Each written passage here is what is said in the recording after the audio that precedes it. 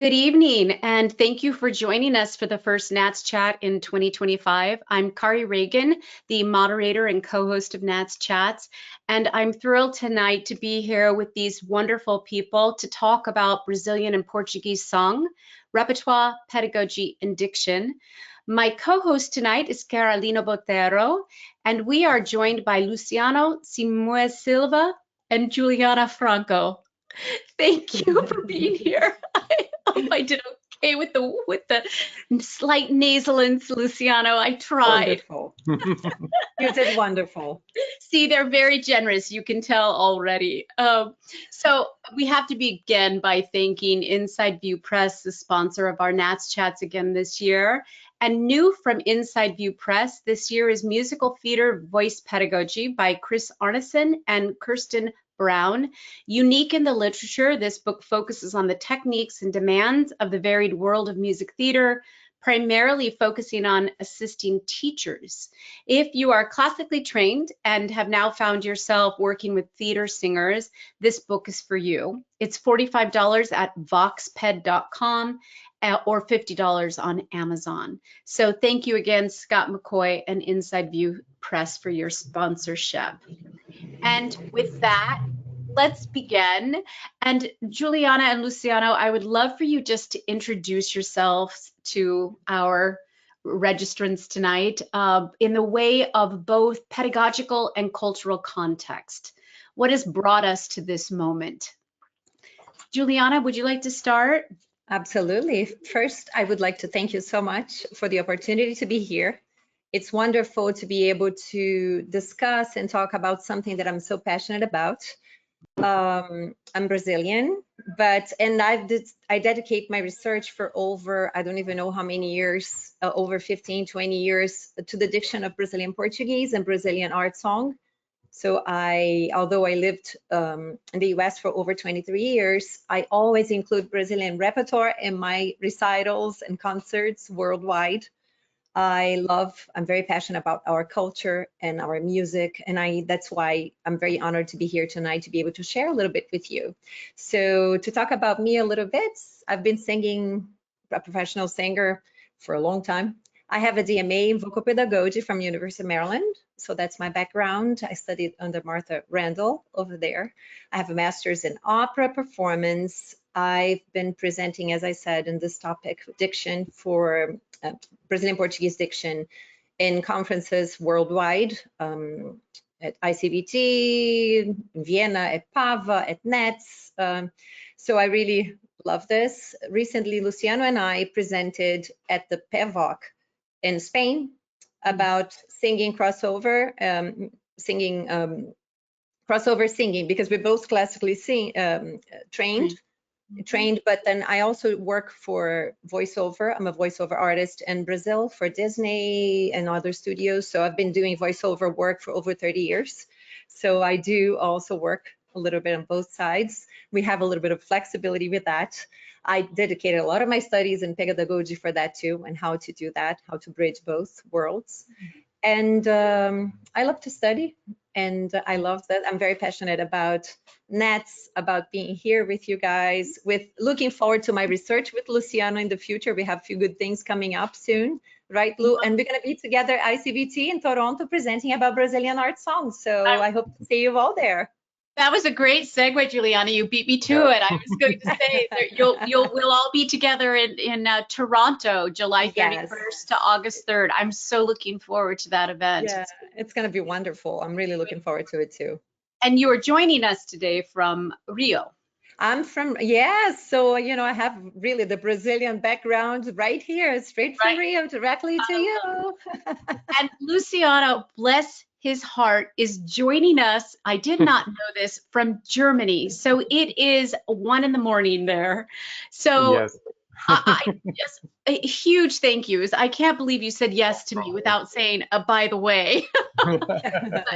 but anyway, thank you so much. And please share a bit of your background for us. Yeah, thank you so much for inviting me. Actually, it's such an honor to be here. I love NATS chat, so I'm a big fan. So, I've been doing this. I grew up with Brazilian music and also Portuguese music. It's a kind of music that I first heard when I was a kid, and I was always interested in this kind of music. And it was I started singing MPB when I was 17. So I've been singing for 40 years now, and it's a great music that's part of my life. Not only Brazilian music, but also Portuguese music. I always listen to fado, and my family is Portuguese also. So it's something that I really enjoy, and of course I took it to my work as a voice teacher and as a singer for these years. I taught in university for about 20 years. Started there in the United States when I was in my doctorate there, in my DMA in Michigan State. I'm a Spartan, Michigan State University. So I really loved my time there. I did my master's in choral conducting and the DMA in voice performance. So and I started teaching there, and then I moved back to Brazil to teach for 5 years at the University of Campinas, one of the biggest in Brazil, and then for 10 years at UNILA, the Latin American Integration University,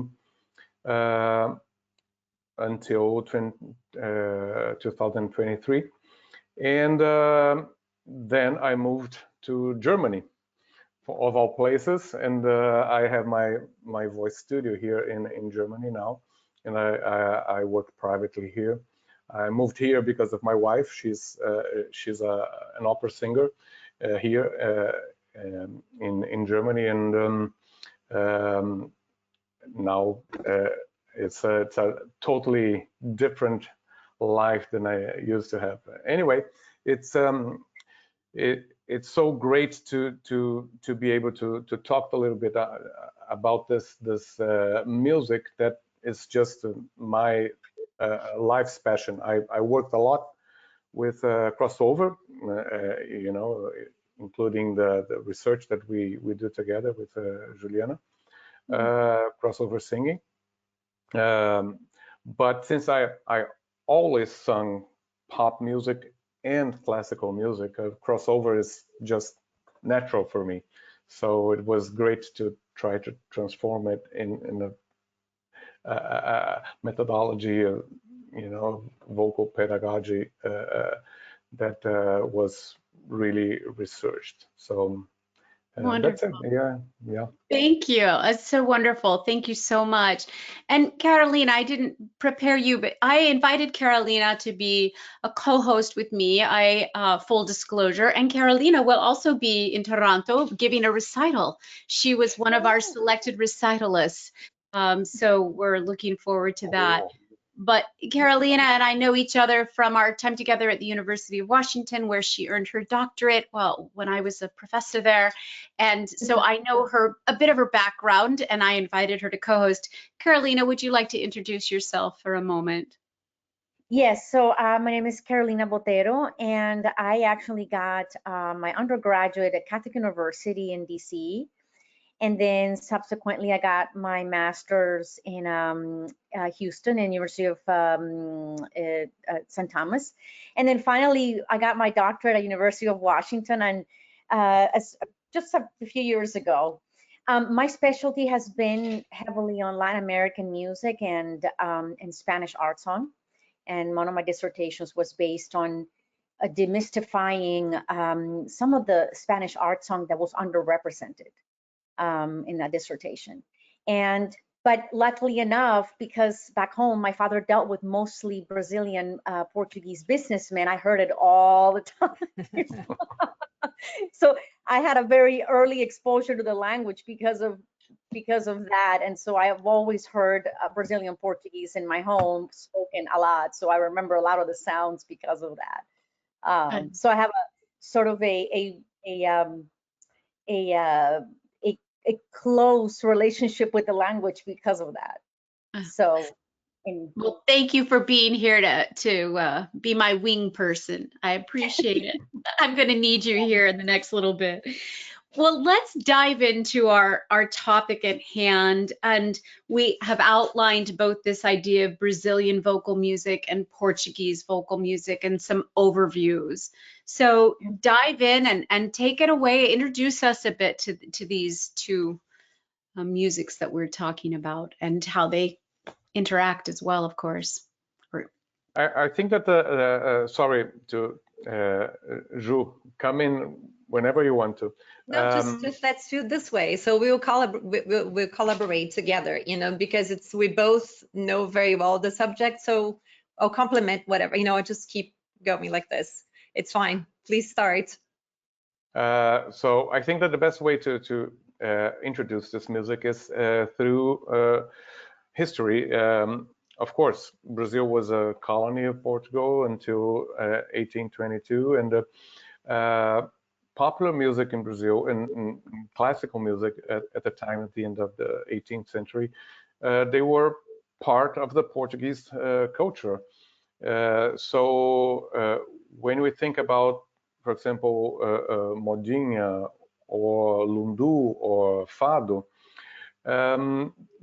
they are all genres that started maybe in Portugal, maybe in Brazil, or in both at the same time, or were Portuguese people who traveled to Brazil, or vice versa. For example, modinha, the romantic song that developed during the 19th century and part of the 20th century in Brazil, may have started in Portugal. Actually, nobody knows. Not even musicologists can agree on that. Maybe it was Portuguese musicians who who took it to Brazil, or vice versa. Actually, let me just say something, Lud. I'm sorry, before you go, because I wanted to go from there. Let me give you a little bit of feedback. It comes from moda, that came from Portugal. But curiously, there is a huge curiosity that a lot of people don't know, that in Brazil, while we were still a colony, we had what they call royal chapel. So we had something similar, what they had in European courts. We had professional musicians. The Prince Regent at the time of 1808, he stated professional musicians in Brazil. So we had professional singers, professional instrumentalists, composers, like we had Mozart, we had our version in Brazil while we were still a colony. And the majority were Portuguese composers, Italian composers. Therefore, that's why the influence of European traditions in Brazil. Within the Americas, this was very unusual, right? But then we were the only country that had that. And that lasted after we were even independent from Portugal, like 100 years later, we still had that tradition. So therefore, that's why we had such an intrinsic relationship also with European music. Not only our composers traveled to Europe, but we had professional musicians, European musicians, living in Brazil and being paid for it. It's like professional musicians, singers, and performers, and everything. So that's how they also. This was one of the ways that this music was also brought here, besides the teaching and therefore. But Luciano, keep going. I just wanted to give a little background on that.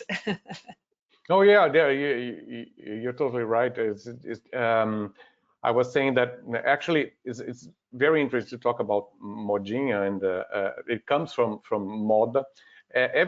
Everything in Brazilian and Portuguese culture has this very cozy diminutive inha that means like little. So moda is actually any kind of song, and when you say modinha, it's a little song. A little song. So it's everything. It gets closer when you say that. You know, it's just a term of endearment. It's an endearing, endearment. A term of endearment, exactly. Yeah.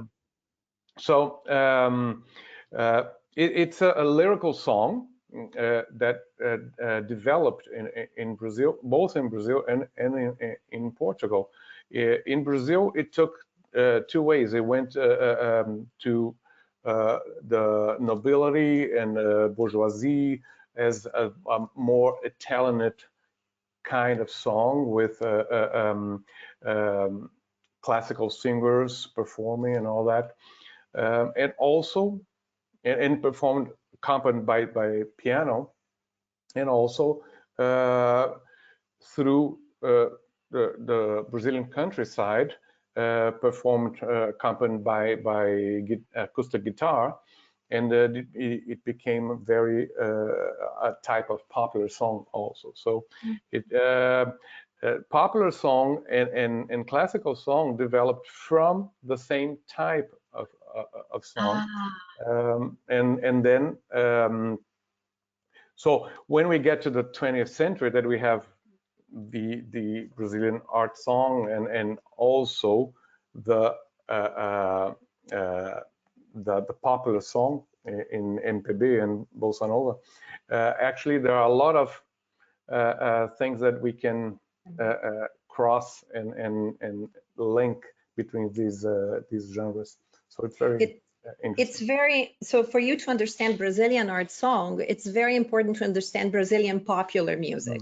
Yeah. Okay. The roots are the same. So they originate from modinha, as Luciano said. They originate from lundu, who is a rhythm that came from a dance rhythm that came from Africa, through the slaves. And Brazil is this big mix of everything, you know. And then from modinha, which, as Luciano said, it was in the salons and the bourgeois, yes, but it's also very simple, usually melodic lines. That's a very characteristic of modinhas.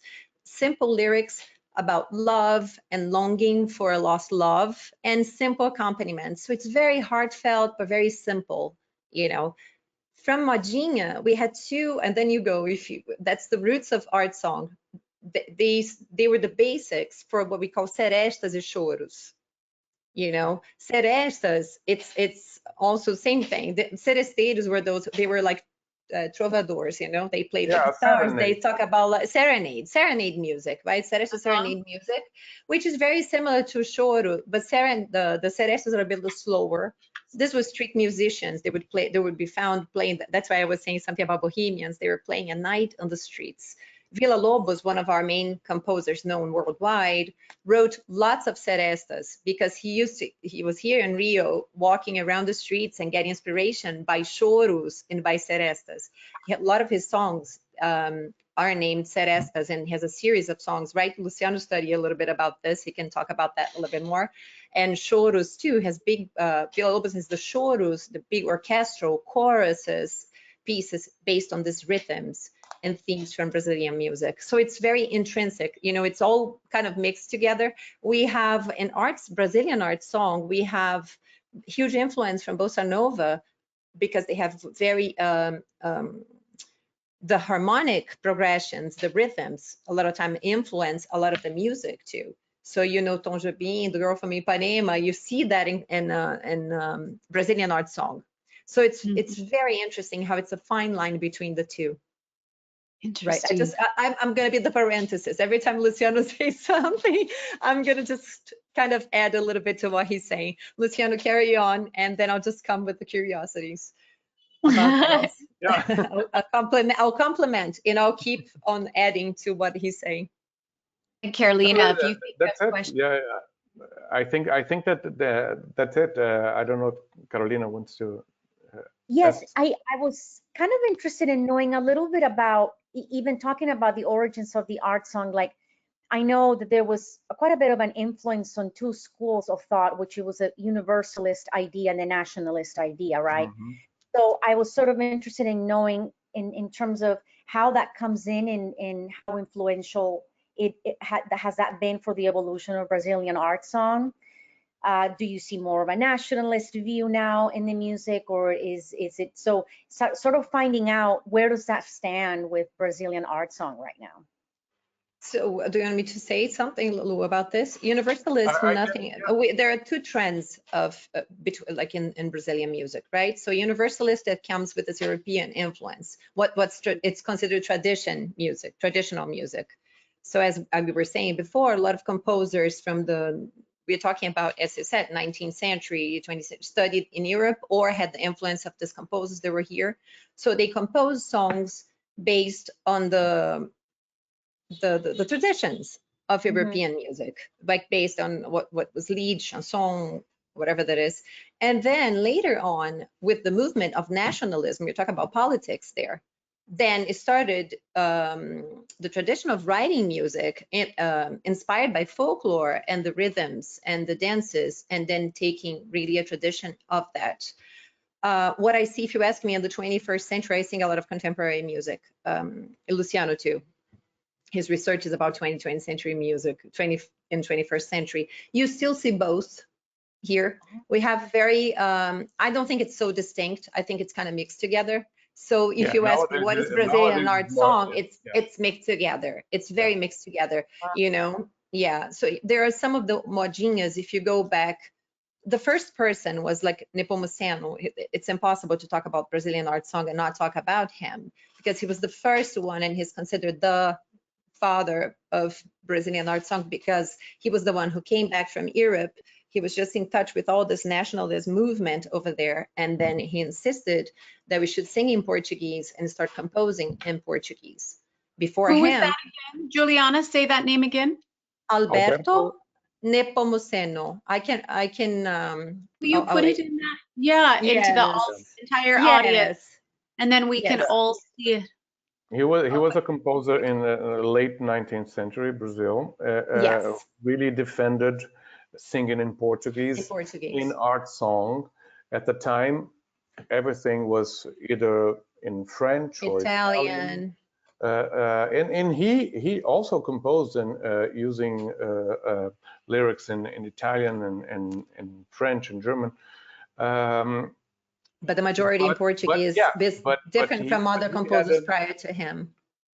But he had a lot of compositions in Portuguese with Portuguese poets, and he defended, openly defended compositions in Portuguese. So he was a very European influenced composer, but a nationalist in the way that he defended singing in Portuguese. Vernacular. Yeah, you will find a more authentically, I don't like the word authentically, actually. It's really hard to say it, but I would say that Villa-Lobos was more Brazilian in the way that he found sources and used rhythms, and the compositions were more used themes and rhythms and sources from Brazilian culture, even though sometimes it's only creations that he had that were influenced by what he thought was very Brazilian. So Villa-Lobos is the first composer that has this that uses this philosophy of anthropophagy. What is this philosophy? That it's a very important philosophy that comes from literature in the beginning of the 20th century. That Brazilian culture should actually absorb everything that comes from abroad and transform into a Brazilian culture. So it is actually against what nationalists view as, okay, it needs to be a pure Brazilian culture. And then Oswald de Andrade, this writer, asked, oh, but what is pure Brazilian? We transform everything that we get in touch with. So actually, we are cannibals. We devour everything that we get in touch with, and we transform that culture into our own culture.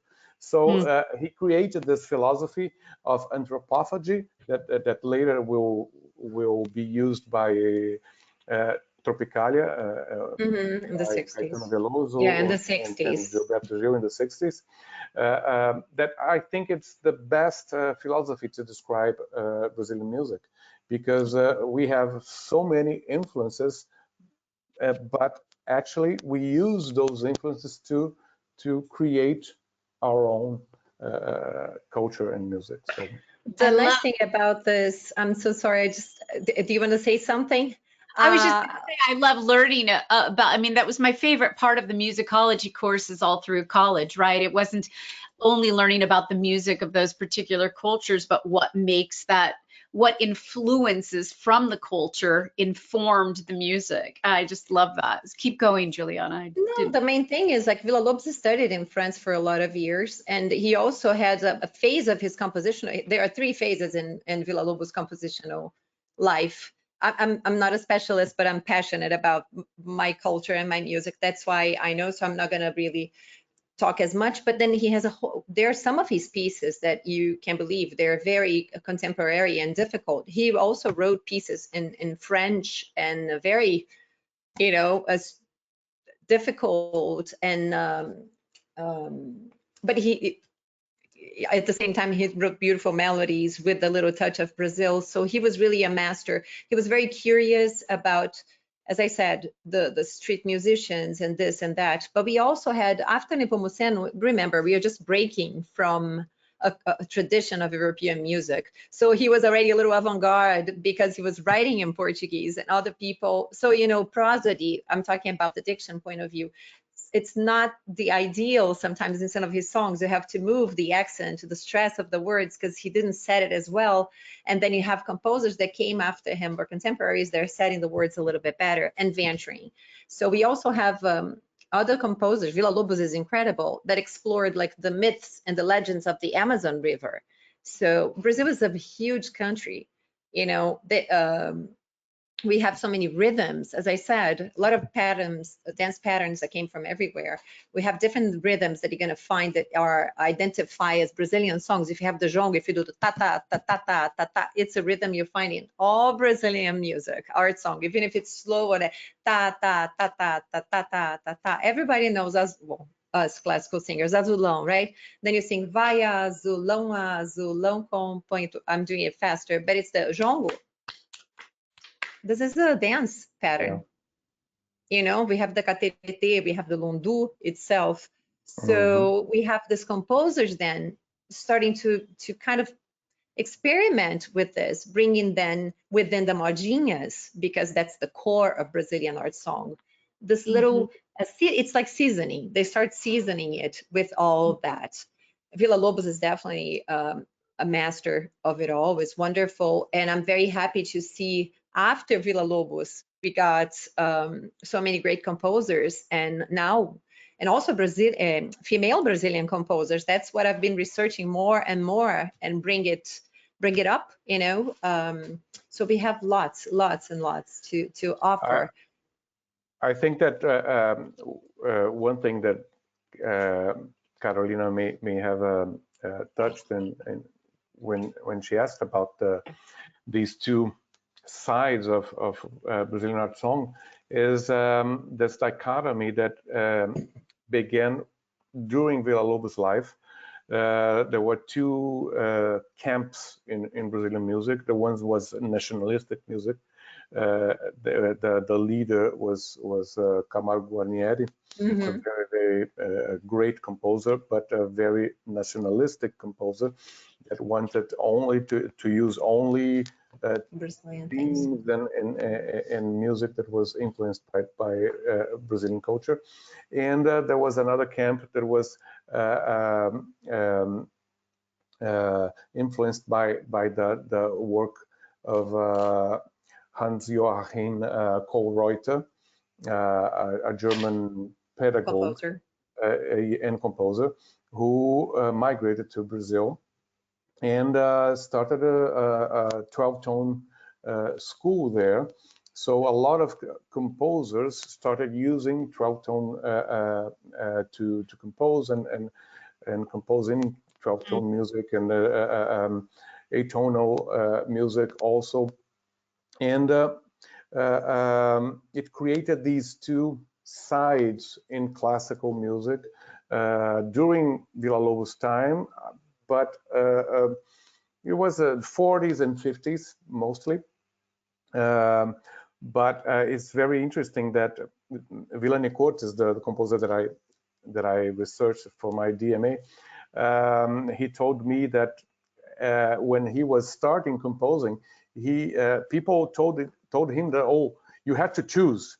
You can only compose this way or that way. You need to choose a side, because people were very very much in this in this fight. But I think it's like Juliana said. Nowadays, I don't think that people are concerned about this anymore. There was a phase that had these two schools that didn't talk too much between them. But nowadays, I think that composers in Brazil are using whatever they have at hand. Talking more about Brazilian art song, of course. Mm-hmm.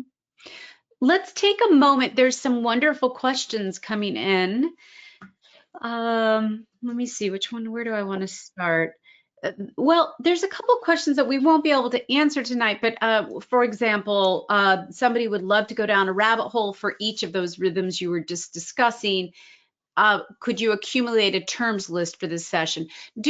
Is there work that people could find of yours out there that goes into some of this in detail? Or B, are there documents? If you send me a couple things, we can attach it to the YouTube recording that will be posted on the official NATS channel. Mm-hmm. So either one of those. So we can gather a few things. That would be great, and I'll add it. So that was one. There was about the rhythms, and then accumulated terms list. And there was another one. Have any of the guests heard of Waldemar Henrique? Waldemar Henrique. Waldemar Henrique. Yes. Say it again, please. Say it's the first. Waldemar. It is a V. Okay, I wondered about that. If so, what do they think of these vocal songs, especially those using Amazonian legends and folklore? Mm-hmm. Yeah, he was one of the composers. He had based a lot of his repertoire in the legends of the Amazon. Hernani Braga also.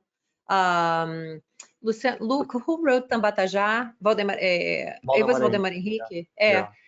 So he has a very famous song called 𝗚𝘂𝗀𝘀𝘁𝘀, which is beautiful, about a legend I've of the Amazon River. These Amazon legends in the US and also most recently in Paraguay, also in Brazil. And I think I have a recording on YouTube that I can send to you guys. That'd be lovely. Yeah, the songs are so beautiful. They are just very melodic, very simple. They're modinhas as well, and they just tell the legends of the Amazon. So you hear these little rhythms, as I said, they are the base of all that. You hear in the accompaniment. It's so pretty. 𝗚𝘂𝗀𝘀𝘁𝘀 is one of my favorite songs ever. So I just put the name in the chat box so people like me who are uninformed would be able to see it. Could the presenters provide a list of contemporary female Brazilian composers? Love that question. Yes, and name a few right now, or put it in the chat box as well, and then we could include it in the documents. So an opera composer that's performing everywhere is 𝗚𝘂𝗀𝘀𝘁𝘀. She's a live composer. She's here in Rio. We have Marisa Rezende. Also, I can write it in here for you. So that's my new research. I just came around a thesis for a master's degree that someone did at the university here. I talked to her because she's compiling information about Brazilian female composers. And I want to see, she's cataloging it. So that's something I'm working on right now because I'm very interested in that subject, like to do recitals and recordings of that. Who knows, maybe an anthology of Brazilian female composers. So that's on the make, because I talked to my pianist, who I absolutely adore, to do a program together. So we're on the works with that research of women, female, contemporary people, live composers or 21st and 20th century composers. But we have 𝗚𝘂𝗲𝘀𝘁𝘀 too, who is very famous. Yes, 𝗚𝘂𝗲𝘀. We have 𝗚𝘂𝗲𝘀𝘁𝘀. We have Babi de Oliveira. Babi de Oliveira.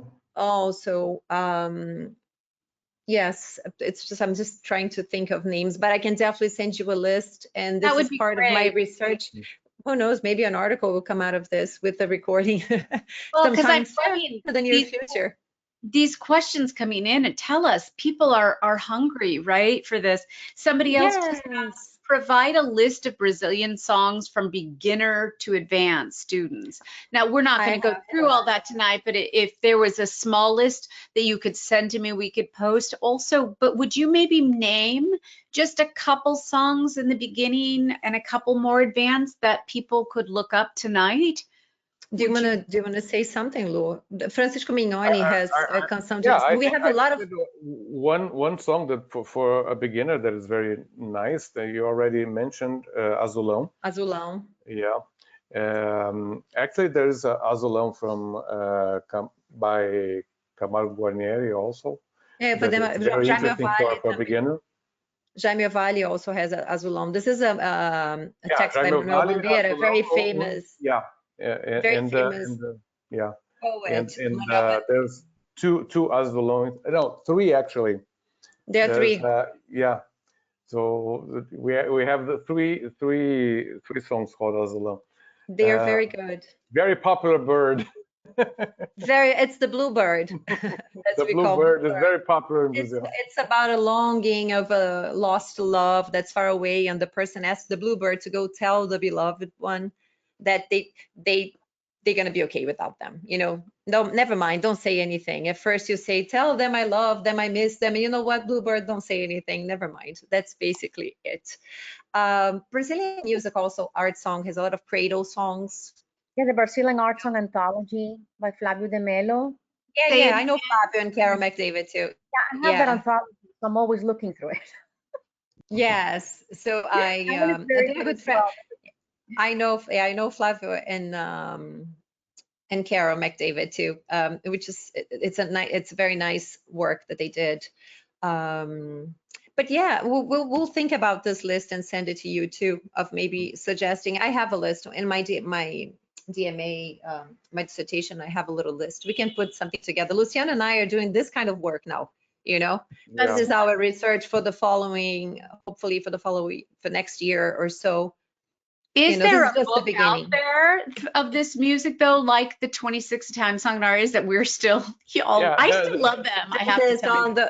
So this is the book. That's one of the problems, actually. I think that we could talk a little bit about the pedagogy of this repertoire, because I think that one of the problems that there is no reference when we study.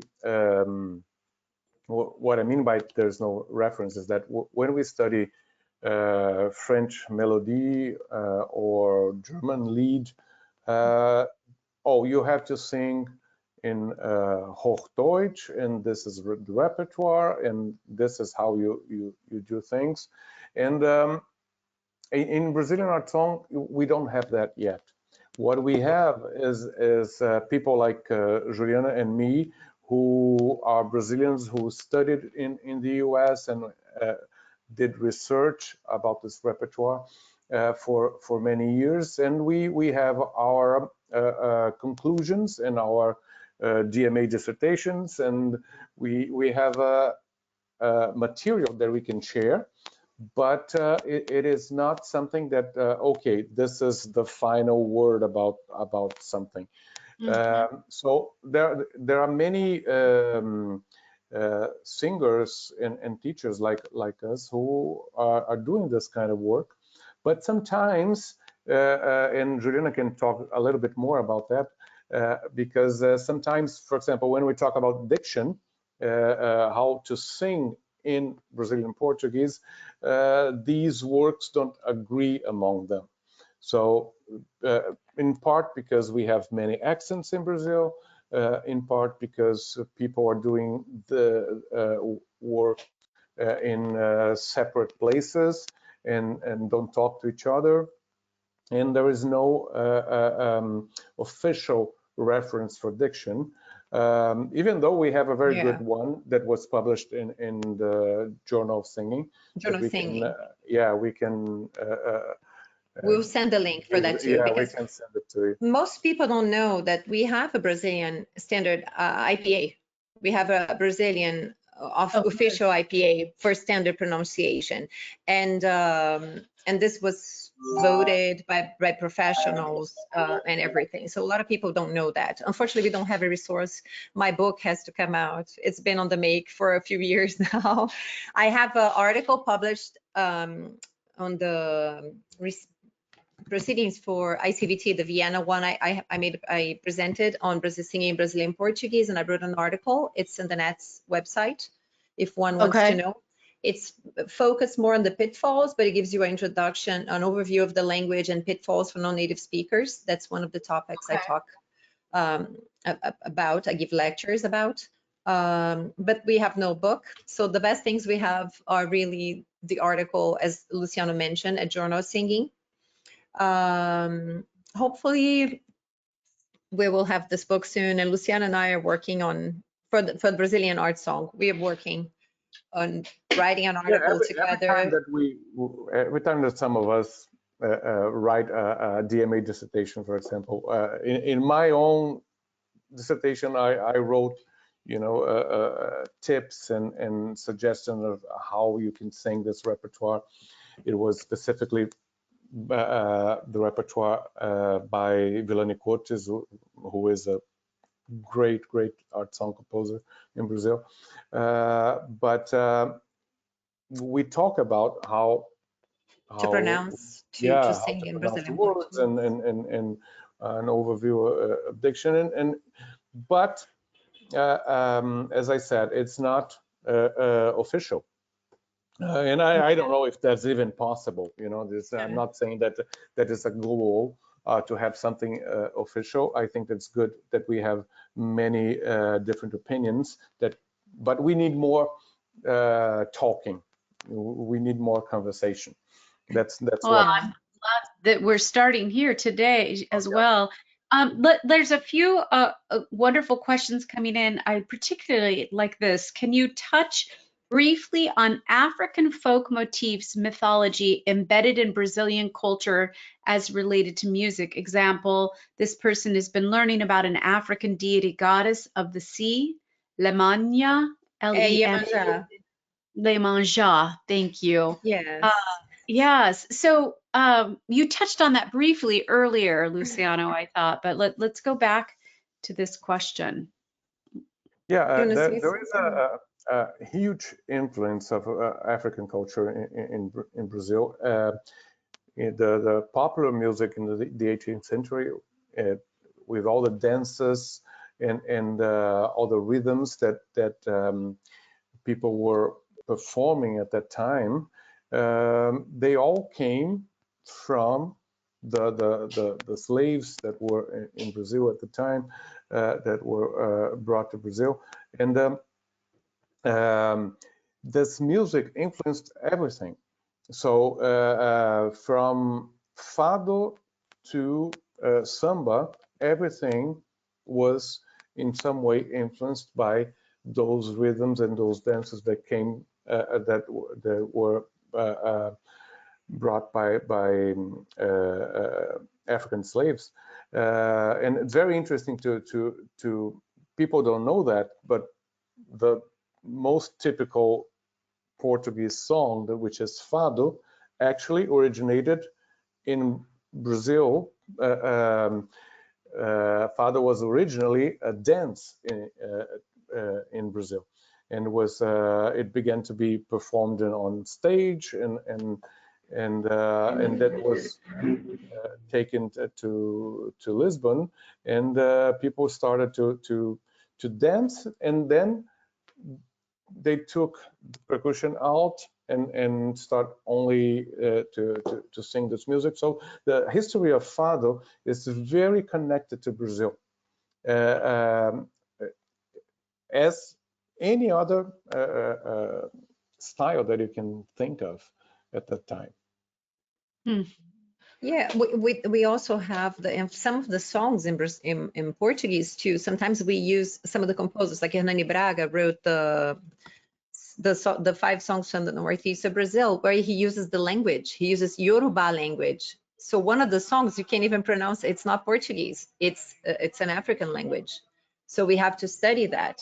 It's very interesting. We don't have time for that. But even the Brazilian Portuguese is the same language as the Portuguese for Portugal. We speak the same language. But since we were colonized, the language, our Brazilian Portuguese, changed a little bit under the influence of the African slaves and the native Brazilians, the Indians who were here, and also the foreigners that came here. So a lot of the words also changed under the influence. Everything it's connected in a way. And from the rhythms, as Luciano said, we have a lot of plantation songs that came from the African slaves. The working songs. Hernani Braga is wonderful. This, if you don't know this, I'll write it in here. The 5 Northeastern songs for soprano and piano or orchestra too. It's amazing because it illustrates exactly this plantation songs, working songs, and the one with the African slaves, the way of the pronunciation. Has a little bit of an accent of how the slang kind of that they spoke in the fields. And they're very happy songs, which is amazing because they're like working like crazy and they're like making fun, drinking our alcohol that's cachaça and getting drunk and then being happy. And so there is a lot of, we are very, how can I say, it's in us, their culture. We can really separate, it just immersed itself. Even like ways of things that we say, for example, the language itself, we say nega flor, which is like the black one, my black flower, right? But then the slaves couldn't speak nega flor, so they would say nega fulô, and then it became a new word because of that. So even the language changed a little bit with their influence.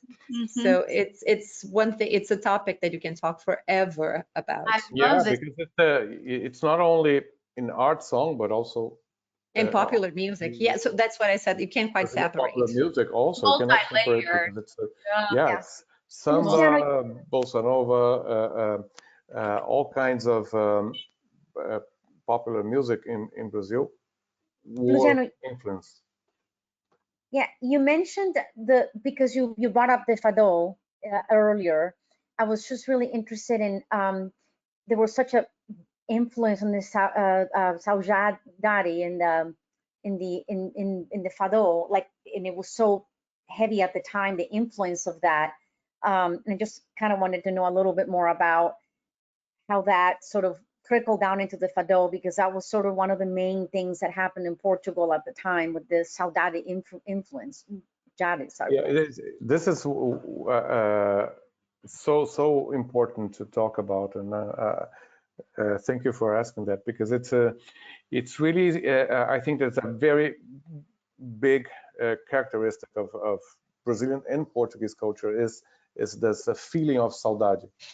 Saudade is a feeling that cannot be translated to English. You can translate as longing or nostalgia, but it's actually not longing and not nostalgia, but it's close.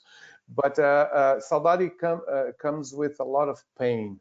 It's that remembrance that you have that comes with joy and pain at the same time. And this fact that you have joy and pain at the same time makes everything just so huge. And Portuguese music in particular is filled with saudade. And there's saudade for the Portuguese Empire that does not exist anymore. Saudade for somebody who died, or somebody who went away. There is this saudade that is connected to the sea. In Portugal, the sea is very, very important, because it's a country that it opens to the sea. It faces the sea. So everything in Portugal relates to the sea. So there is this feeling that is so connected to the culture, and fado, when it became lyrical song sung by singers in at first in the poor neighborhood of Moraria in Lisbon, and then became the after 100 years during the dictatorship, it became the national song. And this is another thing that is very long to explain. But during the dictatorship, it became the national song in Portugal. Fado is connected to this expression of this feeling of loss. It's always a feeling of loss, and of course you can find that in so many Brazilian songs also. Brazilian songs in MPB, bossa nova, in art song. Yeah, so it is very important. If you listen to the melodies, they're written and sung. If you listen to fado, you can hear that pain, right? Or that longing, or that feeling. You know, you're torn between the happiness of lost love or longing for someone. It's just if you hear to the melodies and the way they sing it, it's amazing. The closest we have is like the serestas, right? The seresteiros tend to do that too, you know, and the sound, you don't even need to understand the lyrics, but you may have a little bit of a hint of what it feels like. That's what actually is very important. What Juliana said is that nowadays fado is very international. You know, there are so many stars like Marisa and Carminho who sing all over the world, and many times they, for example, when Carminho comes here to Germany to sing, most people don't understand what she's singing, but she sings with so much passion in her voice that actually you understand the feeling. You can empathize with the feeling in the song. So this kind of a passionate voice that you sing fado is very important. There is actually a wonderful question that goes right with that, asking what resources exist for singing Portuguese repertoire such as fado? That's very interesting, and also a little bit of a little bit tricky to answer, because fado, a little bit like jazz and a little bit like MPB in Brazil and jazz in the US. The people who work with fado, who sing fado, they say that, oh, you are not. You cannot sing fado. You are born a fadista. You have to sing since you were born. Otherwise, you cannot sing it. So I was raised in Brazil. So for me, oh, fado is just too distant. I can never sing fado as a Portuguese can. So this thing that they say there is because it's very close to the culture. So to learn fado, one must live the culture. You need immerse yourself. Yeah, immerse yourself in the culture. Like a little bit like jazz, I think. You know that you need to understand jazz profoundly to know the intricacies of the music. But in Portugal, they say that you cannot learn fado. So they don't really support many schools that you can learn the music. And I of course, as a voice teacher, I think you can teach someone to sing fado, but this is not what people say in Portugal. And of course, I can give you, Carolina and Kari, the sources that I use to research and to find more repertoire. You know, there are a lot of repertoire they can find online, and but there is not a methodology official methodology to teach fado, because it's not, it should not be taught. It's an Of oral course. tradition, maybe. Yeah, I don't yeah, know, right?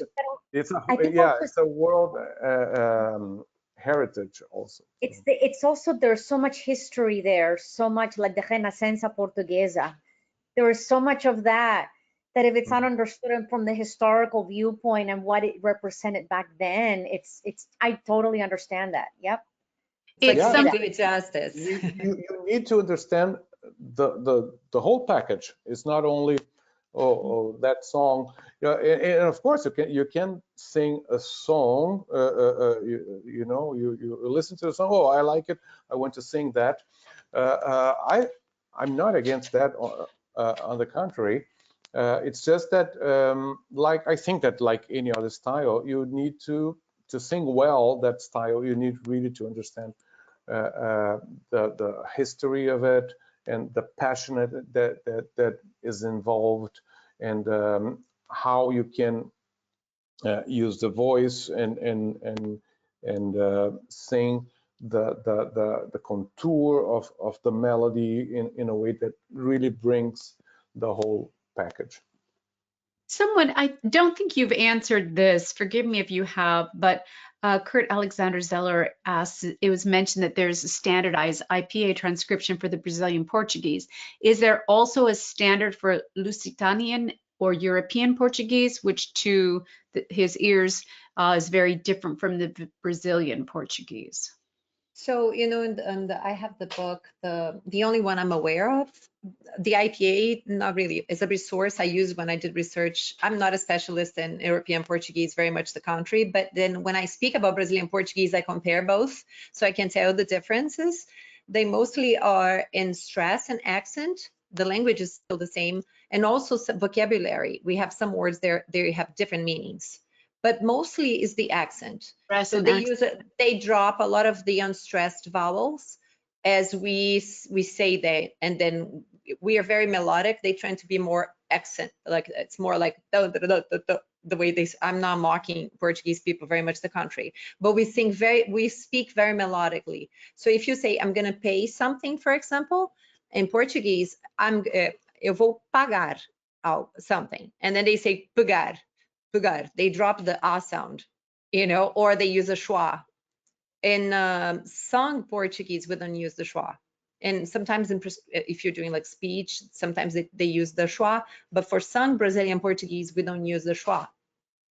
And so it's more, we tend to elongate the vowels. Brazilian even add vowels where they don't exist.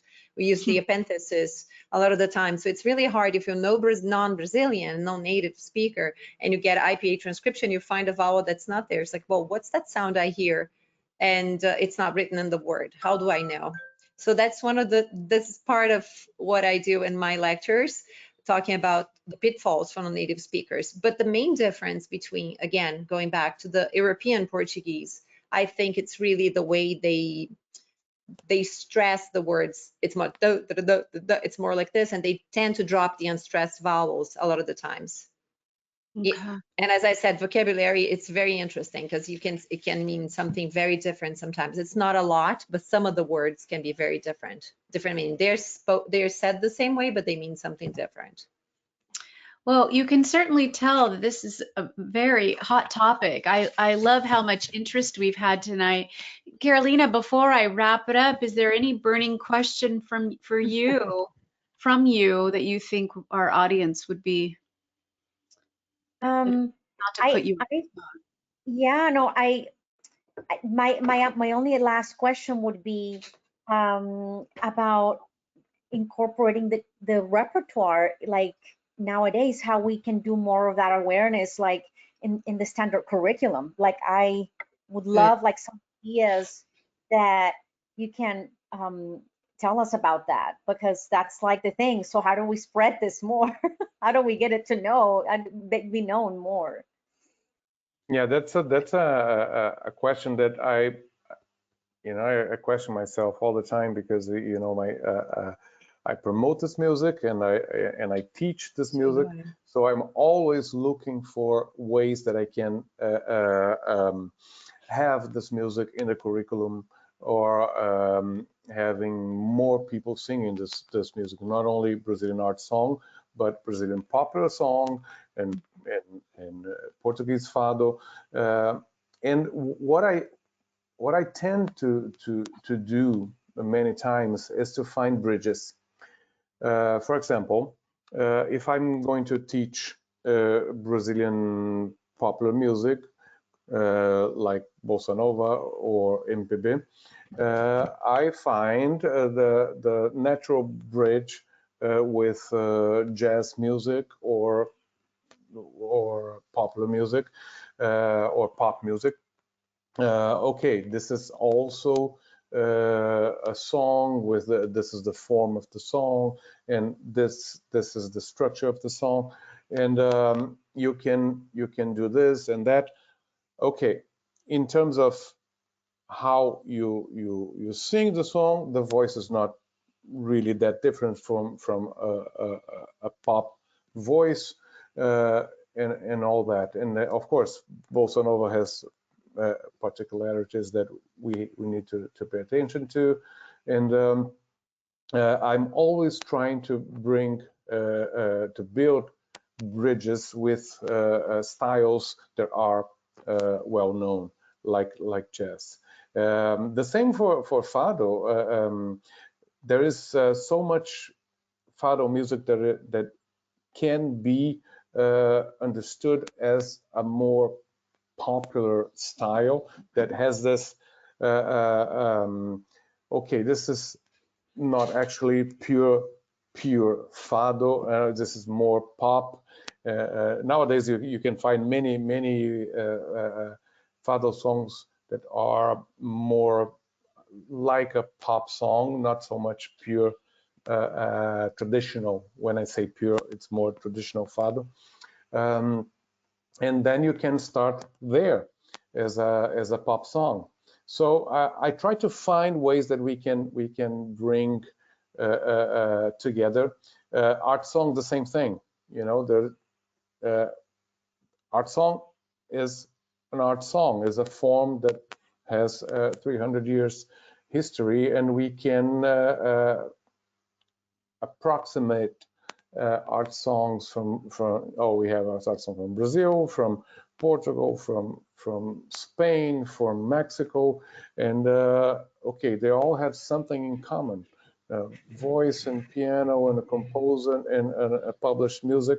And we can talk a little bit about that also if we have time, because publications is something that also a big problem for this kind of music. But yeah, those are my ideas.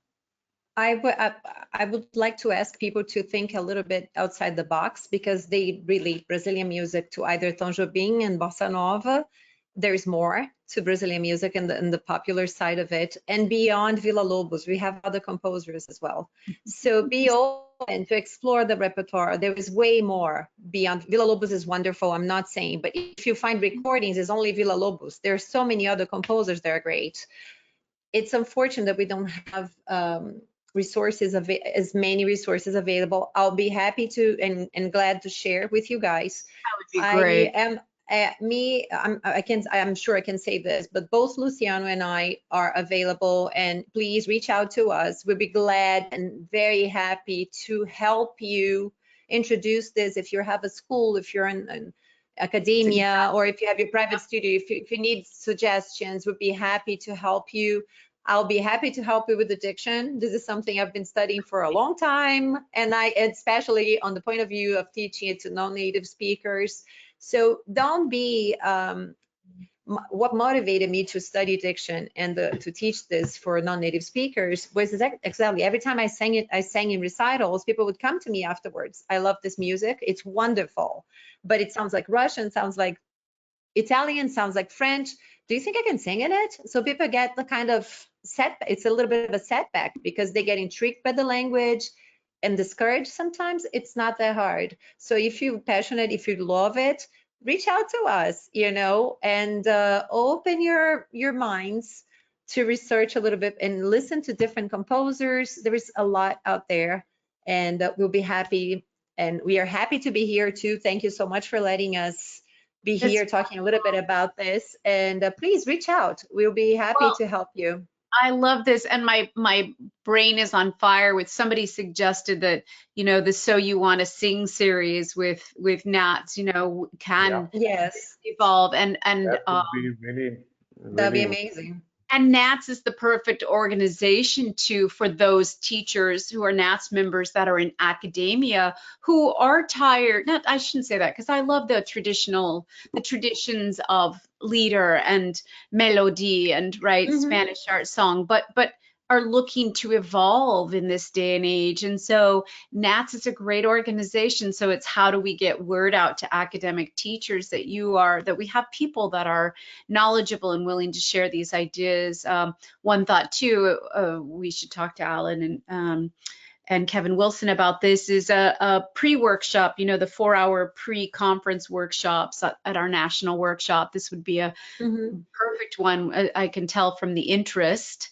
So that would provide. So anyway, we need to get this information. I'm so happy to have been here tonight to do this. And for those who are listening, look for the resources on the YouTube link. They'll send them to me, and we'll put them on there, add them so that you can get started a little bit. I'm sorry, it was my fault that there wasn't listening tonight. I should have been more on top of that, but there was plenty to talk about without listening.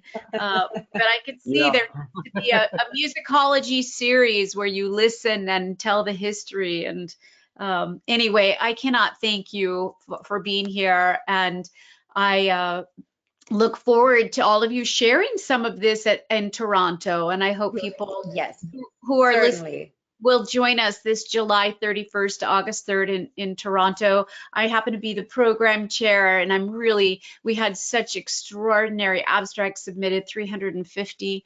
And so I think we've put together a wonderful program that will have something for everyone who attends, and that international connection is just invaluable. I really appreciate ICVT. So thank you all. And let me just say our next NATS chat will be February 2nd.